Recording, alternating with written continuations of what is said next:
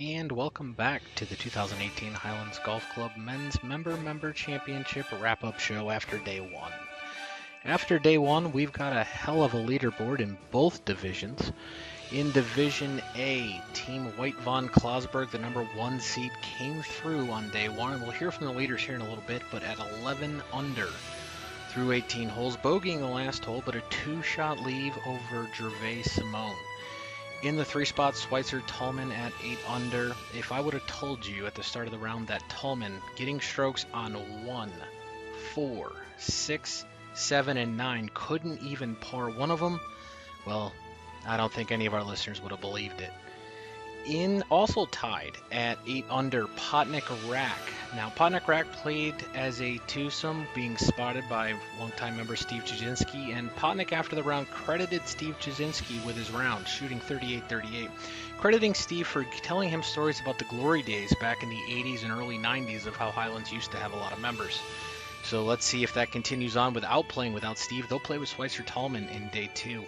Green Turpin at 5 under through 18 holes, a respectable day. Not out of it by sure, but a long way to go. Winter Steiniger, the new members. If you took the prop bet of will a new member win member, you can't like your chances as they're the highest up the leaderboard from the new member perspective, but at the same time, two dangerous numbers, definitely not out of it. Anything can happen on day 2. Baisden Slay came in with a 69, nice. At 3 under par, and we'll play with the team of Shillig Gall, who really struggled, just didn't have a lot of luck out there on the golf course today, but anything can happen. You got to think maybe there's a chance they could place. Either way, guaranteed to have a fun time. Hayes Rosado, 1 under par, definitely still in contention to maybe see some money if they could figure out a show placing here. First member, nerves gets the best of everyone. Highly contended, thought they were going to finish high in the money. Neither Merle Reich or Dean Ishida were able to finish the tournament today, so unfortunately ended the leaderboard and we won't see them tomorrow. We were able to talk to the round 1 leader in the clubhouse, Dan White, after, and he had this to say. It's not often, the turning point of a round is really before it started, but I really credited my win, really getting a Jack and Coke, light pour, but Jack and Coke prior to the round. Yes, it was 8:30 in the morning, but at the same time, really helped, calm the nerves, hit a putt on 15, 4 for 3. Definitely not a 5 for 4, 4 for 3 where I come from. That's a 4 for 3 motherfucker. And really, it kind of continued from there. Rick made a hell of a putt on 16 and then chipped in on 17, and the round really just came to us.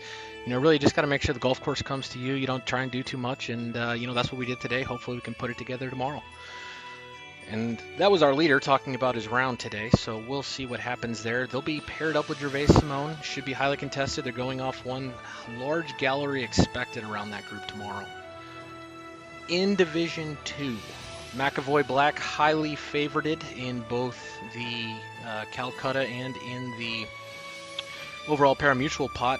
Did their job. 1-shot lead on the field. As you can see on the leaderboard here, a really contested field, really jammed up, with most of the field within 2 shots of the lead. For those who did take the McAvoy Black prop bet of 9.5 beers, the under hit. Total Vegas scoring there was at 8 beers. Little bit of controversy, but it appears to be 8 beers, so under bettors hit the pay window.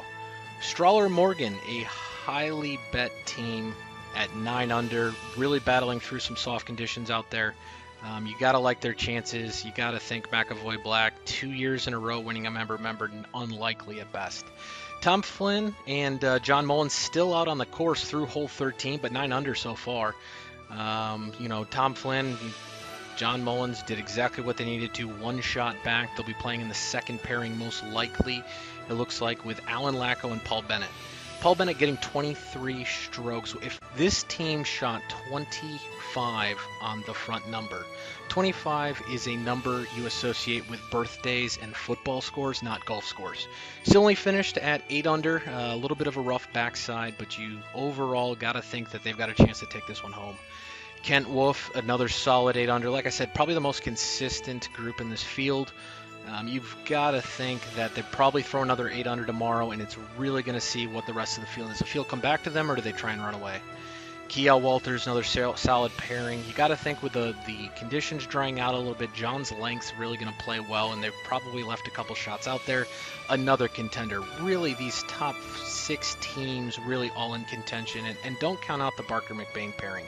Sure, McBain had a one-sided conversation with Barker. We all know it occasionally may have a problem hearing, but overall they still solidly put together a 600. They're definitely not out of it.